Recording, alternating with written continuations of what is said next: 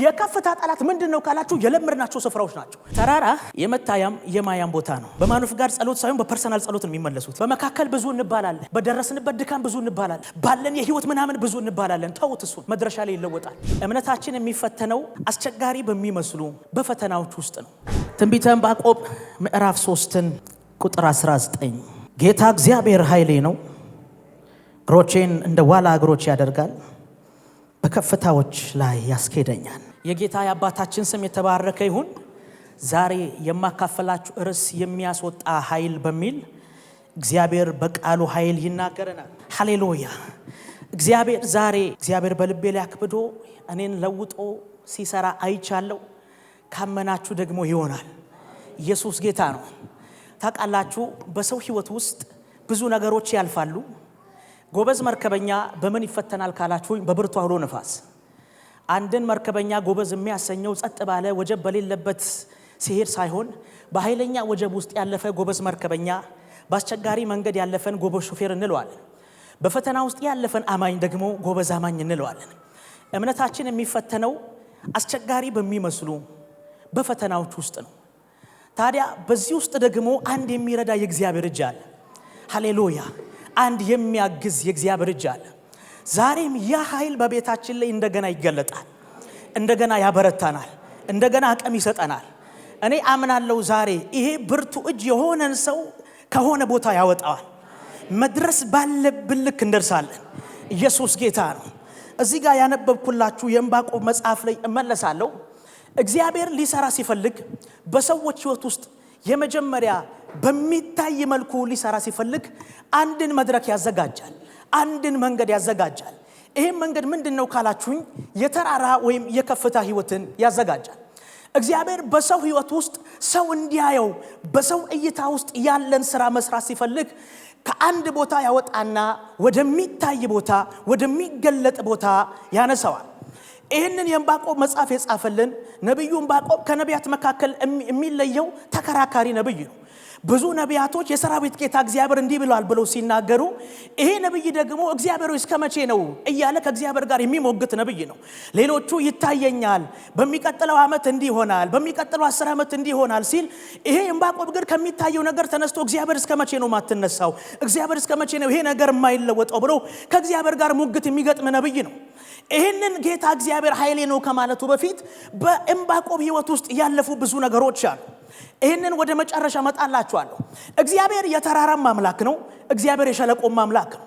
እግዚአብሔር በከፍታም ይሰራል፣ እግዚአብሔር በዝቅታም ይሰራል። እግዚአብሔር በማጣትም በማግኘትም ውስጥ ይሰራል። በየትኛው መንገድ ውስጥ የሚሰራ አምላክ ነው ያለ። ዛሬ እንዲላችኋለሁ እግዚአብሔር ወደ ተናገራችሁ መድረስ ወዳለባችሁ ከፍታ የሚያደርስን ኃይል በቤታችሁ ላይ እንደገና ይለኩሳል። እሳት በንፋስ ጉልበት እንደሚቀጣጠል ቤታችሁ ላይ የተዳፈነው የትኛውም ነገር ዛሬ እንደገና መቀጣጠል ይጀምራል። እየደከመ ያለው ነገር እንደገና ይበረታል። ለምን ከተባለ እግዚአብሔር ከፊት ለፊታችሁ ያየው አንድ ነገር አለ።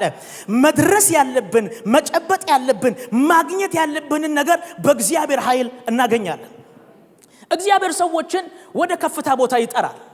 መጽሐፍ ቅዱሳችሁን ስታጠኑ መጽሐፍ ቅዱሳችንን ስንመለከት በአንዳንድ ቦታዎች ላይ ከፍታን እግዚአብሔር ሲጠቀም እንመለከታለን። ወዳጆቼ ወይ ከፍታ የመለያ ቦታ፣ ከፍታ የመገኛ ቦታ ነው።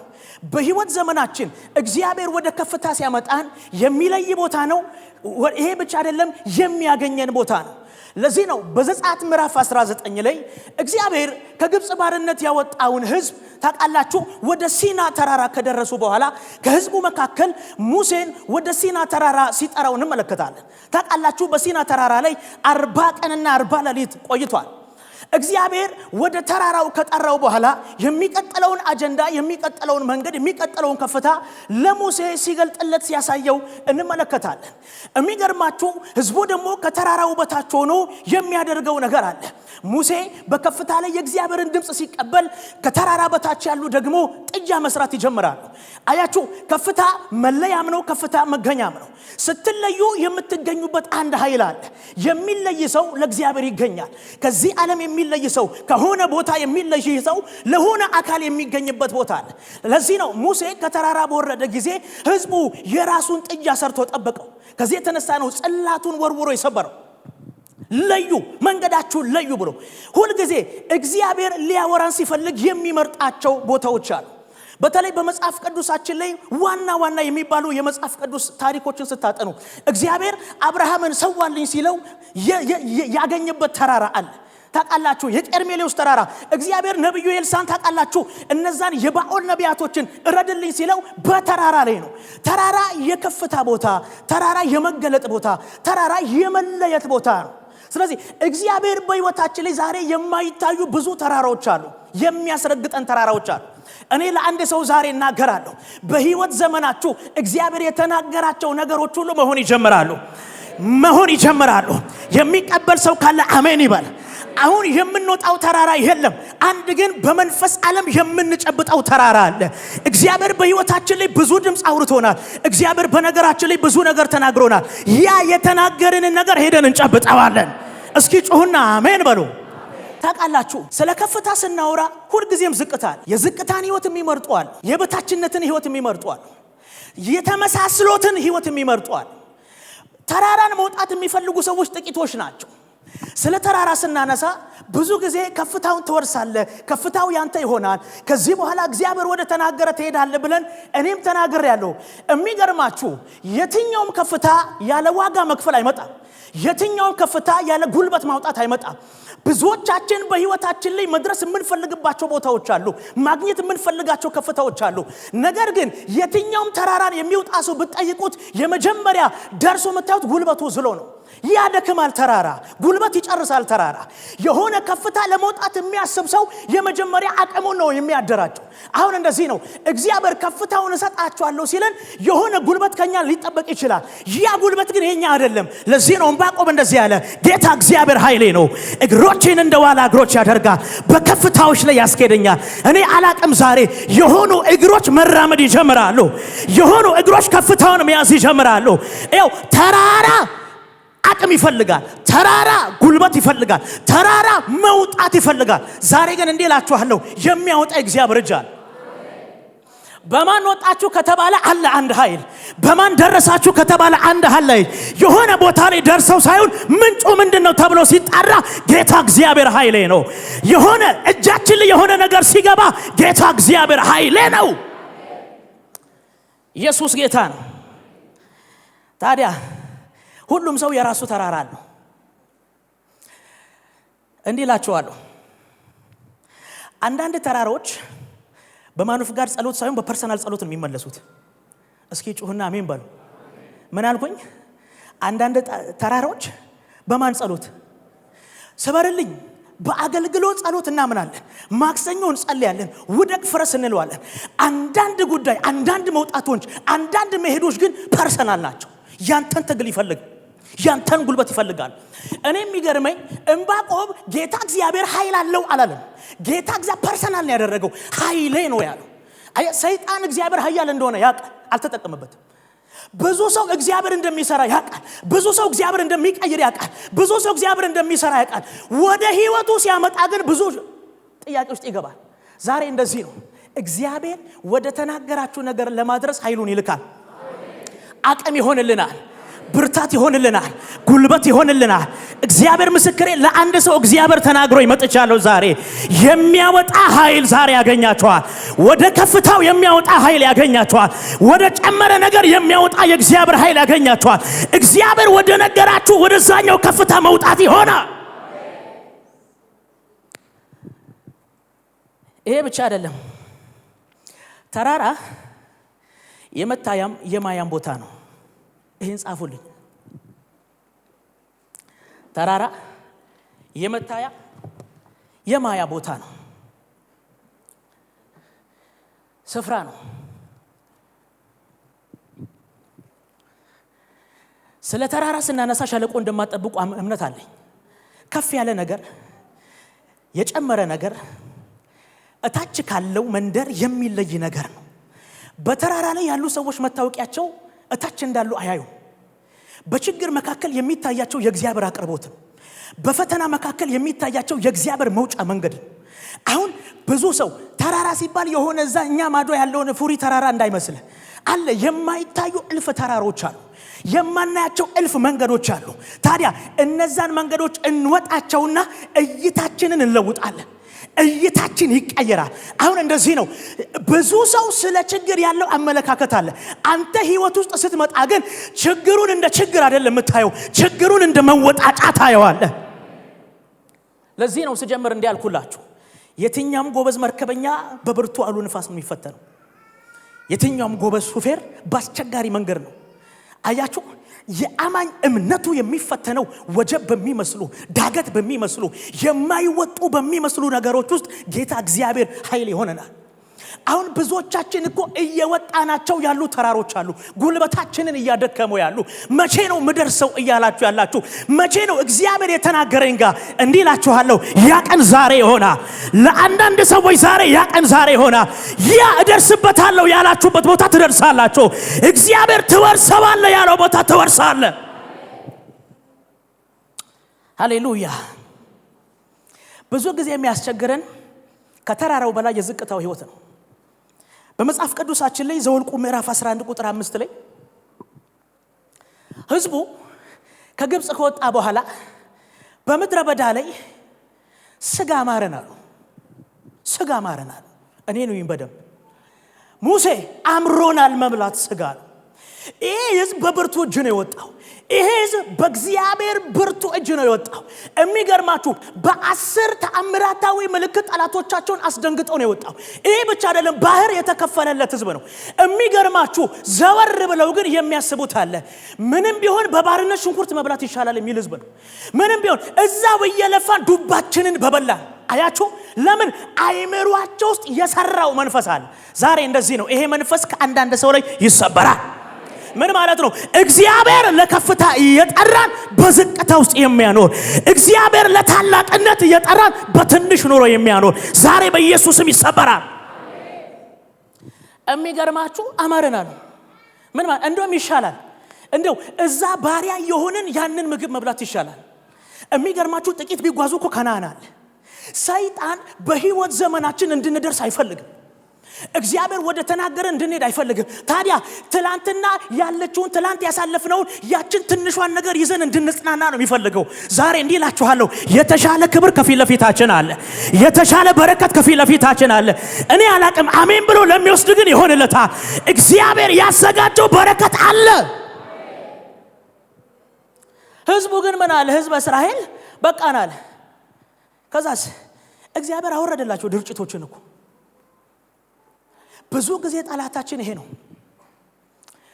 400 ዓመት ቀላል አይደለም። 4 ትውልድ ሲፈራረቅ 30 ዓመቱ ለራሱ እነሱን ለማሳመን ይመስለኛል። አራይውና ምክንያቱም አንድ ልጅ ተወርድጎ እስኪያድግ ያየው ጡብ መስራት ብቻ ነው።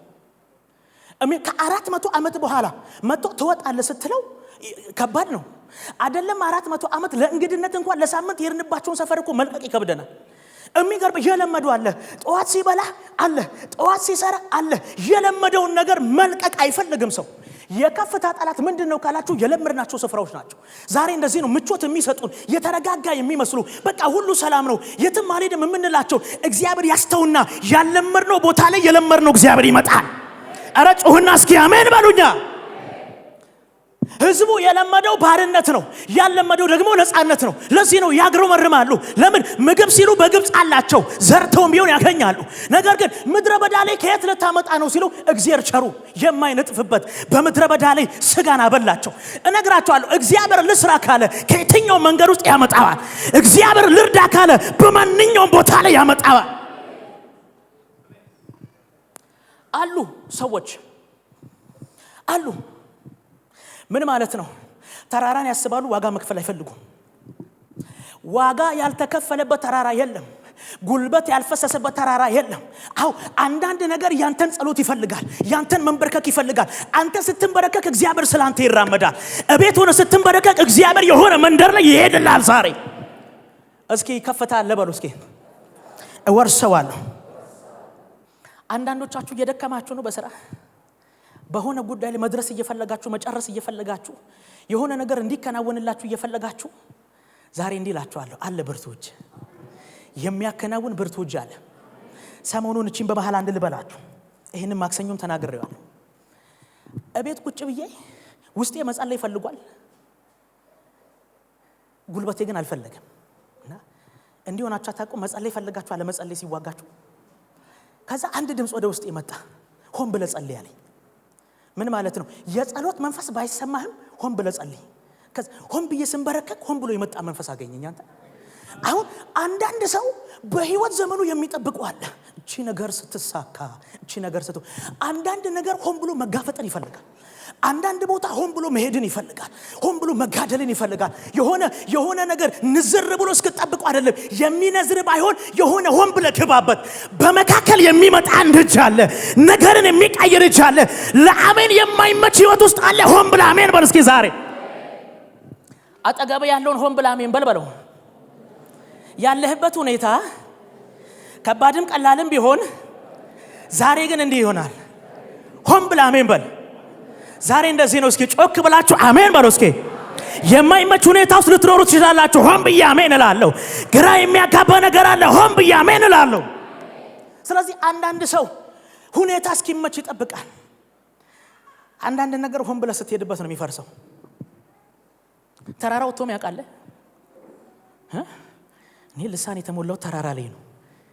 ጆሹዋ ብረት በነበረ የዛሬ ስንት ዓመት ተራራ ስትወጡ እየሮጣችሁ ነው የምትወጡት። ፕሬዝ ጋድ ሃሌሉያ እያልክ ግማሽ ላይ ታለከልካለህ። ስትወጣ ለራሱ በጥበብ ነው። አንተ ቀስ እያልክ እያወራ አይደለ? ለምን መድረስ የፈለከው ከጫፍ ስለሆነ በመካከል አይደለም። ስለዚህ እያረፍክ ውሃ እየጠጣ አንዳንድ ነገር ዝግታን ይፈልጋል። ለዚህ ነው በጣም ጉልበታችሁን ከጠየቃችሁ የምትደርሱበት መንገድ ሩቅ ስለሆነ ነው። ከፍታው ስትደርሱበት የተለየ ይሆናል። አንዳንድ ነገር በጣም አቅማችሁን ካስጨነቀው እነግራችኋለሁ የሆነ ትልቅ ተራራ ላይ ነው ያላችሁ። አንዳንድ ትላልቅ ተራራዎች ትላልቅ ጉልበትን ይጠቀማሉ። ዛሬ እንደዚህ ነው። በጣም ከከበዳችሁ በጣም አቅማችሁን ከፈተነ እንዲላችኋለሁ የሆነ ትልቅ ተራራ ውስጥ አላችሁ። ስትደርሱበት እይታችሁ ይስተካከላል። አው ደክሞኛል ቀና ብላችሁ ስታዩ ይሄን ሁሉ ተራራ ትላለ። ስትደርስበት አቤት የእግዚአብሔር ችሎታ ማለት ትጀምራል። አንዳንድን የመጣንባቸው መንገዶች እኮ ዞር ብለን ስናይ እኮ አይመስሉ። ከወጣ በኋላ ነው ውፍ ብለ ስታርፍ ይሄን ሁሉ መጣው። አው ኢየሱስ ጌታ ነው። የሚገርማችሁ አንድ የተራራ ሰው ላሳያችሁና ዛሬ መጸለይ ይፈልጋለሁ። እንጸልያለን። እግዚአብሔር በኢያሱ ምዕራፍ 14 ላይ ከቁጥር 12 እስከ 13 ላይ አንድ ታሪክ እንመለከታለን። ካሌብ የተባለው ብርቱ ጀግና ሰው እዚህኛው ላይ 40 ዓመቱ ነበር። የሚገርማችሁ ሙሴ ኪዳን ገባለት። ከነዓን በገባን ጊዜ የምትወርሰው መሬት አለ፣ የምትወርሰው ከፍታ አለ። የሚገርማችሁ ይሄ ሰው ቀልድ አያውቅም፣ ቀብ አደረገው። ከዛ ሙሴ ሂዱና እስኪ ምድሪቷን ሰልሏት ብሎ 12 ሰላዮችን ላከ። በደንብ እንድሰሙ ይፈልጋሉ።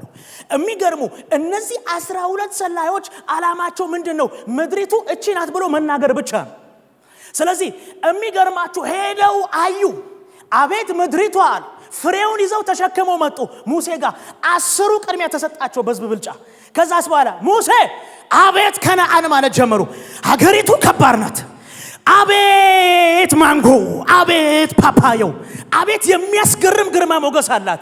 አቤት ገብተን ብንወርሳት ግን ምን ያደርጋል? ሰዎቹ ኃይለኛ ናቸው። ግን ምን ያደርጋል? እኛ ከነሱ ጋር ስንታይ አንችላቸውም። እኛ የወጣነው ሊጥና ባልዲ ይዘን ነው። እነሱ ግን የያዙት ጦርና ጋሻ ነው። ታዲያ እንዴት እናሸንፋቸዋለን? አልመሰላቸውም። እግዚአብሔር ያለ ጦርና ያለ ጋሻ እንደሚዋጋ አልመሰላቸውም። እግዚአብሔር ልዋጋ ካለ ጦር መሳሪያ አይጠቀምም። የሚገርማችሁ ከዛስ ካሌብና ኢያሱ ቀረቡ። ህዝቡን አስለቀሱ። እነዚህ 10 በቃ እንዴ ታዲያ እንዴት ልንገባ ነው? ተዋክተ እግዚአብሔር ከኛ ጋር አለ። ካሌብን ብርቱ መንፈስ ሌላ መንፈስ ነበረበት ይላል። ከዛ ህዝቡንም ጸጥ አሰኘ ይልና እኛ ያየነው አለ። አው እውነታው እውነት ነው፣ ሌላ እውነት ግን እኛ ጋር አለ። አሁን እንደዚህ ነው። በህይወታችን ብዙ እውነት የሚመስሉ እውነቶች አሉ። የሆነ ችግር ገጥሞናል፣ አዎ እውነት ነው። የሆነ መከራ ውስጥ አለ፣ አዎ እውነት ነው። እኛ ግን አንድ የሚቀዳ ከሰማይ ደግሞ ሌላ እውነት አለ። ምን ማለት ነው? በችግሩ መካከል ከፍታን የሚሰጥ አለ። እውነት ነው፣ አንከደው። እምነት ማለት መካድ አይደለም፣ ከችግሩ በላይ ሆኖ መገኘት ነው። ብዙ ሰው የለም አይደለም። እምነት ማለት ችግሩ አለ፣ ከችግሩ በላይ የሚያኖር እግዚአብሔር አለ። እምነት ፍርሃት አለ፣ ከፍርሃቱ በላይ የሚያኖር እግዚአብሔር አለ። ምድሪቱ እውነት እነሱ እንዳላት ናት። ልዩነቱ ታዲያ ምንድነው? ከኛ ጋር ያለው ይበልጣል። ከኛ ጋር ያለው ይበልጣል። ባህር የከፈለው እግዚአብሔር ከኛ ጋር ያለው ይበልጣል። እዛ በግብጽ እያለን ተአምራት ያደረገው እግዚአብሔር ዛሬ እንዲህ እላችኋለሁ፣ ጠላት አልተለወጠም፣ የተገኘው ነው የሚለወጠው። ሰይጣን ነው። አዳምን የጣለው ሰይጣን ዛሬም ሰይጣን ነው። ያውም በኤክስፒሪየንስ የቀደመው ባብ ያውኑ ዘንዶ አይደለ? ዘንዶ በባህሪው መርዝ የለውም ታውቃላችሁ። ጨምቆ ነው የሚገል፣ አፍኖ ነው የሚገል። ስለዚህ አሁን ፋፍቷል፣ ዳብሮ ነው የመጣው። እንዴት አንተን በሲስተምና በታክቲክ መጣል እንደሚችል ያውቃል። አለ አንድ ብርቱ እጅ ደግሞ እኛ ቤት አለ። እነሱ ከሚያቀነባብረው ታክቲክና ምናምን በላይ አንድ ብርቱ እጅ አለ።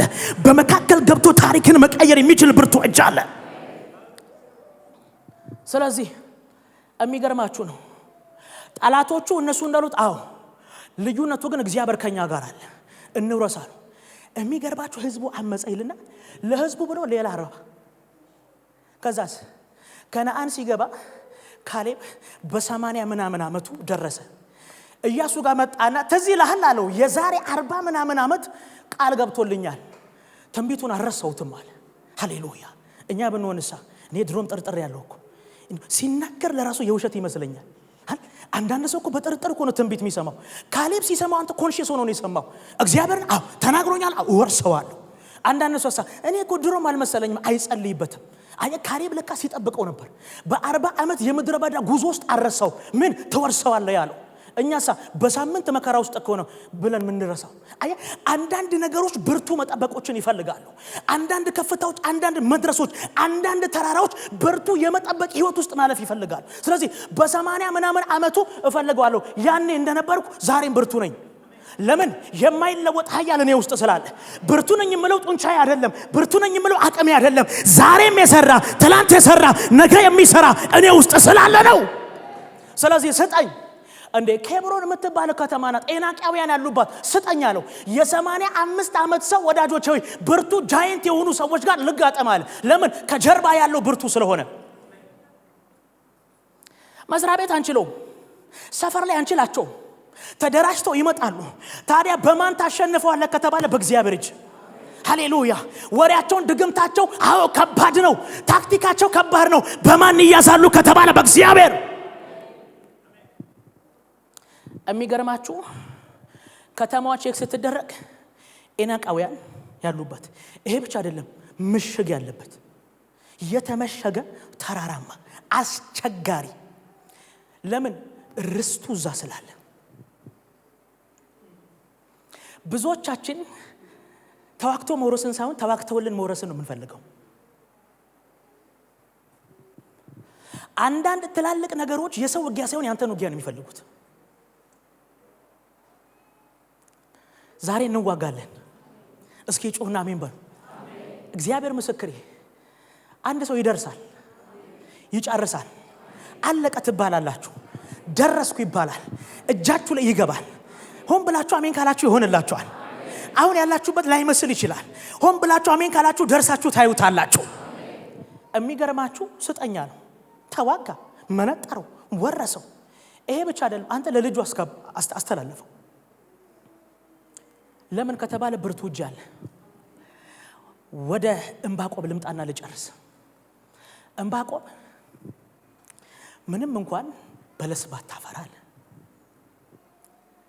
የወይራ ዛፍ ቢጎድል፣ እርሾች መብል ባይሰጡ፣ በጎች በጋጣ ውስጥ ባይገኙ፣ እኔ ግን በመድኃኒቴ አምላክ ሐሴት አደርጋለሁ። ጌታ እግዚአብሔር ኃይሌ ነው። አሁን ኃይሌ ነው ያለው እግዚአብሔር ኃይሌ ነው ያለው አካውንቱ ሞልቶ አይደለም፣ ልቡ ሞልቶ ነው። በግ ለአንድ እረኛ ባይዘው ብር ነው። በዛ ዘመን በግ የለም፣ የወይራ ስራ የለም። ምን ማለት ነው? መብራት የለም እያለ፣ ወይን የለም እያለ፣ ጣፋጭ ነገር የለም። ምንም መራራ ነገር ነው። እጁን ከፍ አደረገና እኔ ግን በእግዚአብሔር ደስ ይለኛል። ለምን? ጌታ እግዚአብሔር ኃይሌ ነው። አሁን እንዲህ የሚሉ ሰዎች ዛሬ ማለዳ ይነካሉ። እግዚአብሔር ኃይሌ ነው የሚሉ እግዚአብሔር ብርታቴ ነው የሚሉ እጄ ላይ ያለው ነገር ምንም ሊሆን ይችላል ሰማይ ያለው ነገር ግን ምንም ማድረግ ይችላል አሁን እንደዚህ ነው የማይመች ነገር ውስጥ እያለፈ ሊሆን ይችላል የሚመች ስራ መስራት የሚችል እግዚአብሔር አለ ዋላ የሚገርማችሁ እግሯ የተሰራው ለተራራ ነው እግሯ የተሰራው ለተራራ ነው ምን ማለት ነው ተራራውን ቆንጥጦ መያዝ ይችላል እንዳትንሸራተት ያደርጋታል በተራራው ላይ እንደ ልቧ እንድትሄድ ያደርጋታል ለምን ስሪቷ ለተራራ ስለሆነ ታዲያ በአስቸጋሪ መንገድ ውስጥ በፈተና ውስጥ ከፍታው ላይ ስትወጣ ቆንጥታ የምትይዘው በምንድነው ከተባለ ጌታ እግዚአብሔር ኃይሌ ነው እግሮቼን እንደ ዋላ እግሮች ያደርጋል ምን ማለት ነው የሆነ የሚያንሸራትት ነገር ሲመጣ ጸንቼ የምቆመው ጌታ እግዚአብሔር ኃይሌ ነው እኛ ሰፈር ላይ የሚጥል ነገር ሲመጣ ቤታችን ጸንቶ የሚቆመው በማን ነው ካላችሁ ጌታ እግዚአብሔር ኃይሌ ነው ከፍታው ላይ በማን ትደርሳለህ ከተባለ ጌታ እግዚአብሔር ኃይሌ ነው ክንውን ወደ ህይወት እንዴት ይመጣል ከተባለ ጌታ እግዚአብሔር ኃይሌ ነው እንዴት ተራራውን ትወጣለህ ከተባለ ጌታ እግዚአብሔር ኃይሌ ነው እንዴት ይሳካልሃል ከተባለ ጌታ እግዚአብሔር ኃይሌ ነው እንዴት ጠላቶችን ታሸንፋለህ ከተባለ ጌታ እግዚአብሔር ኃይሌ ነው እንዴት ካለንበት ሸለቆ እንወጣለን ጌታ እግዚአብሔር ኃይሌ ነው እግዚአብሔር ኃይላችን ነው ያወጣናል ዛሬ ከገባንበት ከማይመቸው ነገር ያወጣናል ጉልበታችንን ከበላው ነገር ያወጣናል ተስፋ እየቆረጥን ካለንበት ከብቸኝነት ያወጣናል ለምን ከተባለ ጌታ እግዚአብሔር ኃይሌ ነው ዛሬ ይሄንን ያዙልኝ እግዚአብሔር ኃይላችን ነው እግዚአብሔር ኃይላችን ነው እኔ ስልኬን እጠቀማለሁ ብዙ ጊዜ አብሬ ከስልኬ ጋር ቻርጅ ይዤ ዞራለሁ ነጭ ነገር ካያችሁ ቻርጅ ነው ለምን ከተባለ ይሄ ስልክ በራሱ ኃይል ማመንጨት አይችልም መጋጠም የሚፈልገው አንድ ኃይል አለ ስለዚህ በተጠቀማችሁት ቁጥር ፐርሰንቱን ይነግራል ቻርጅ አርግ አሁን እንደዚህ ነው አንድ ኃይል አለ ይሄ ኃይል ዓለማትን የሰራ ኃይል ነው ይሁን ሲል የሚሆንለት ነው ፀሐይ እንኳን ቃሉን ሰምታ እስከ ዛሬ ጸባዩን ለጥለጥ ብላ ገብታ ትወጣለች እነግራችኋለሁ አንድ ጊዜ ሰምታ መውጣት ከቻለች ዛሬ ይሄ ብርቱ ጌታ በመንፈስ ቅዱስ አማካኝነት እኔ ውስጥ አለ ሳሪያ እንዲሆናለሁ በሚያደክም ነገር ውስጥ ሪቻርጅ ያደርገኛል ምን ማለት የሆነ መስሪያ ቤት ላይ ሲያደክም ትገባና በልሳን ትለዋለህ ሰፈር ላይ ተደራጅተው ደካማ ነው ሲሉ እቤት ተንበርክከ ራካቶስ ያትለዋለህ አንድ እጅ መጥቶ ብርቱ ያደርጋል አንደክም ማንንም እንደክማለህ ታዲያ በታድሶ መንገድ እናልፋለን ለዚህ ነው ብላቴኖች ይደክማሉ ይታክቱማል ጎበዛዝት ፈጽመው ይወርቃሉ አለ እግዚአብሔርን ግን በመተማመን የሚጠባበቁ እነርሱ ኃይላቸውን ያድሳሉ አለ ንስር ኃይሉን አድሶ ነው የሚቀጥለው አሁን እንደዚህ ነው በደከምን ማግስት የሆነ ነገር ሲሉ ታድሰን እንወጣለን ለምን በጓዳችን የሚያድስ አንድ ብርቱ እጅ አለ ወደቀ ሲባል መነሻችን ይሆናል ደከመ ሲባል መበርቻችን ይሆናል ተስፋ የለውም ሲባል ተስፋችን ሆኖ እንቀጥላለን የትም አይደርሱም ሲባል እየበዛን እየጨመርን እየተንጀረገግን እንቀጥላለን ለምን ከተባለ ጌታ እግዚአብሔር ኃይሌ ነው የት ነው መድረስ የምትፈልጉት ትልቁ ነገር ይሄ ነው እሱ ለእናንተ ትቻለሁ አያችሁ የተራራው ርዝማኔ የሚወሰነው ከታች በተነሳንበት በሸለቆ መንገድ ነው የመጣንበት መንገድ የሚለካው በተነሳንበት ፍጥነት ነው የት ነው መድረስ የምትፈልጉት እግዚአብሔር የተናገራችሁ ከሆነ ትደርሳላችሁ እግዚአብሔር ያወራችሁ ከሆነ ትደርሳላችሁ እባረካችኋለሁ ብሏል ይባረካችኋል እረዳሃለሁ ብሏል ይረዳሃል አገዛሃለሁ ቤተሰብ ባንተ ይለወጣል ካለ ይለውጣል እግዚአብሔር ምስክሬ ነው አንድ የሆነች ተርኒንግ ፖይንት አለች ሰማይ እጥፍ ብሎ ቤታችሁ የሚገባበት ያ ቀን በኢየሱስም ዛሬ ሆነላችሁ ቤታችሁ የሚነካበት የሆነ ለውጥ የሚጀምርበት የሆነ መለኮታዊ ፍጥረት ቤታችሁ የሚገባበት እግዚአብሔር ይሄንን ያለኝ የሚያወጣ ኃይል ወዴት ወደ ከፍታ የሚያወጣ ኃይል ወዴት ወደ ተነገራችሁ ይሄንን ጻፉልኝ። የመጨረሻ ወደ ተነገረው ለመድረስ ከመነሻ ላይ የሰማው ቃል ዋና ነው። የህይወት መርህ ነው። እግዚአብሔር በመካከል የሚለውጠው ሌላ ርዕስ የለው። ከመነሻ የነገረህን ነው በፍጻሜ የሚያደርገው። በህይወት ዘመናችሁ እግዚአብሔር ምን ብሏችኋል?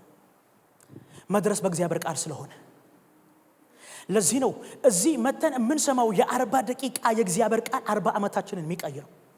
ለምን? ቃሉ ኃይል አለው፣ የሚሰራ ነው፣ የመለኮትን እስትንፋስ የተሸከመ ቃል ነው። ይሄ ቃል ብዙዎችን ያጽናናል። ለዚህ ነው ትዝ ይበላችሁ ዘወር ብላችሁ በመካከል ተራራው ሲያደክማችሁ ከመነሻችሁ እግዚአብሔር ምን አላችሁ? ያንን ይፈጽመዋል። ጉልበታችሁ በጣም ሲደክም አልደርስም ወይ ስትሉ ትዝ ይበላችሁ እዛ መሬት ላይ ሆናችሁ እዛ የጸለያችሁትን አባታችሁ የነገራችሁ ቃል ትዝ ይበላችሁ። ትደርሳለህ ብለዋል እግዚአብሔር ምስክሬ፣ ትደርሳለህ። አሻግራለሁ ብሎ ጌታን ያሻግራል። እግዚአብሔር ታማኝ ነው። ታዲያ ይሄንን ያዙ። ከመነሻ የተናገራችሁ በመድረሻችን ላይ የምናረጋግጠው በመነሻችን ላይ የሰማነውን ቃል ብቻ ነው። በመካከል ብዙ እንባላለን፣ በደረስንበት ድካም ብዙ እንባላለን፣ ባለን የህይወት ምናምን ብዙ እንባላለን። ተውት፣ እሱን መድረሻ ላይ ይለወጣል። ስትይዙት ያወራሉ፣ ስትይዙት የናንተ ወዳጅ ይሆናል። የሆነ ነገር እጃችሁ ሲገባ ከናንተ ጋር መሆን የማይፈልግ የለም። በመነሻችሁ የሌሉ ሰዎች በመድረሻችሁ ይመጣሉ። ለምን? ተራራ በባህሪው ሰው ይስባል። ተራራ ባህል የመታያ ስፍራ አይደለ? ከፍ ያለ ሰው እኮ ይታያል፣ መደበቅ አይችልም። በተራራ ላይ ያለሽ ከተማ ልትሰወር አይቻላት። አሁን እግዚአብሔር ሲያገዝፋችሁ መታየት ትጀምራላችሁ። ትላንትና ባዶአችሁን ሆናችሁ ብቸኛ ሆናችሁ ተረስታችሁ ሰው የለኝም እንዴ ያላችሁ እግዚአብሔር ከፍታውን ሲሰጥ ከናንተ ጋር ወዳጅ መሆን የማይፈልግ የለም። ከናንተ ጋር ሰልፊ መነሳት የማይፈልግ የለም። ለምን? የከፍታው ባህሪ ነው። ሁሉን የሚያሳየው የከፍታ ባህሪ ነው። በዝቅታ ላይ ያጣጫቸው ሰዎች ናቸው በከፍታ ላይ የሚመጡት። ታዲያ እድሉ እናንተ ነው።